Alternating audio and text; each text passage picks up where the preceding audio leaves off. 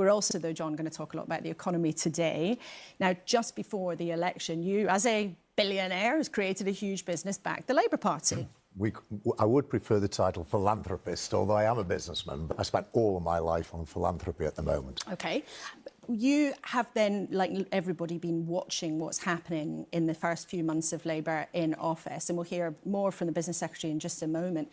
But there are lots of stories and noises off in some of the news about wealthy people feeling nervous, some wealthy people even leaving the country, and particularly about the possibility of capital gains tax that's paid on share sales or selling property off, going up perhaps even to 39%. What would you make of that if that happened on that specific? That specific, it's difficult to comment because it's not about specifics. It's about doing everything that's in balance right for Britain. We have to grow the economy. We have to attract inward businesses.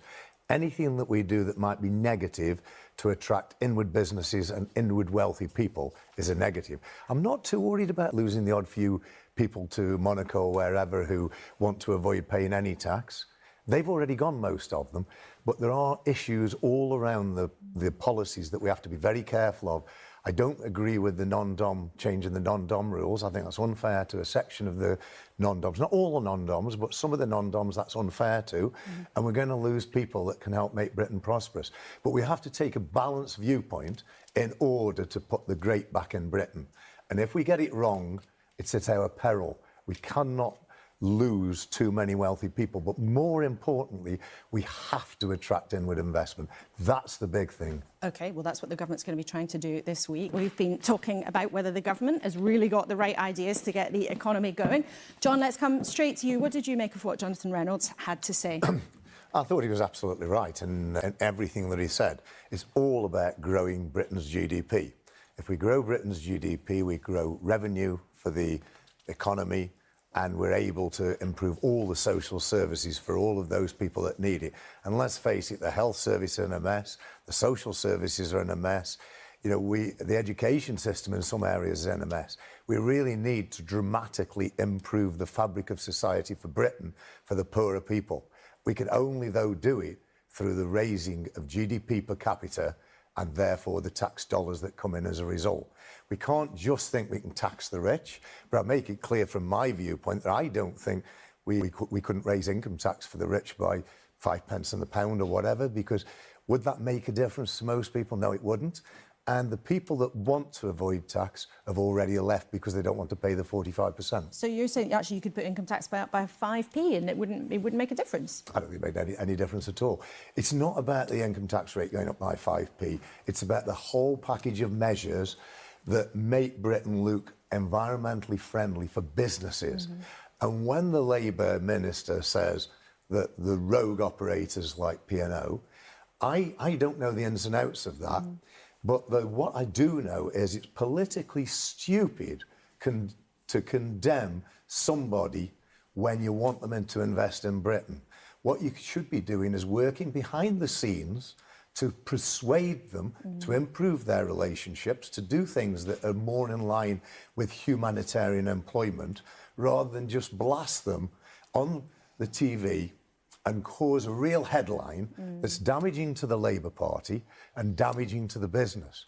We need to treasure these people, but persuade them internally to improve what they do as a humanitarian society. The one thing that is in the government's control, though, was their decision early on, which surprised a lot of people, including in their own party, as well as many of our viewers, was the decision about winter fuel.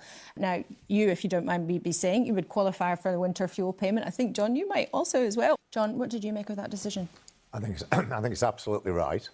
I think it's just ridiculous that the wealthier pensioners, and I don't just mean me with my wealth, I'm talking about lots of wealthier pensioners, have that sort of allowance.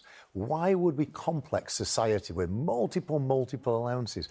They get pension credits.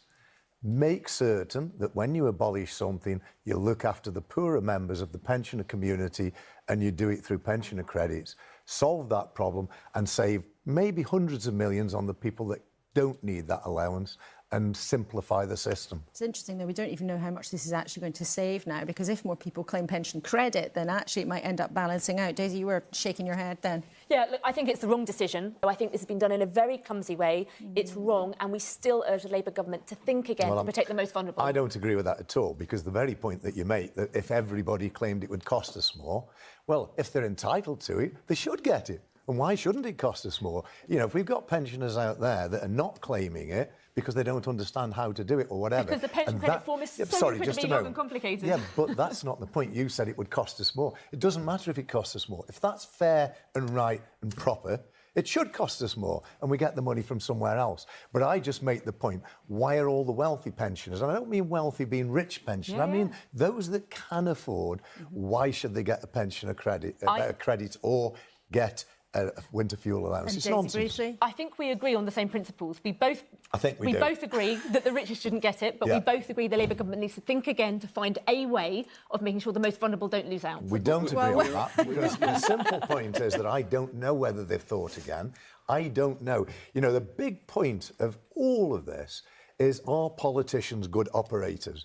Do they just talk a good story, or do they follow through with the operation that they need to do to put things right? Our politicians good operators is something that we debate every single week. The answer to that is going to become clear, isn't it? Will they deal with this winter fuel allowance abolition in a correct and fair and proper way? I hope they do. John, once upon a time you did give money to the Conservative Party, and you're now a Labour backer. Have you seen or heard anything that would make you give to them again?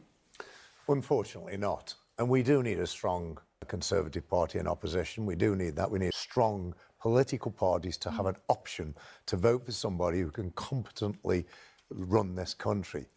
At the moment, I'm perfectly happy with my decision to back Labour, but I do want the Conservatives reborn. But nothing I see of them at the moment suggests that that's going to be of any significance.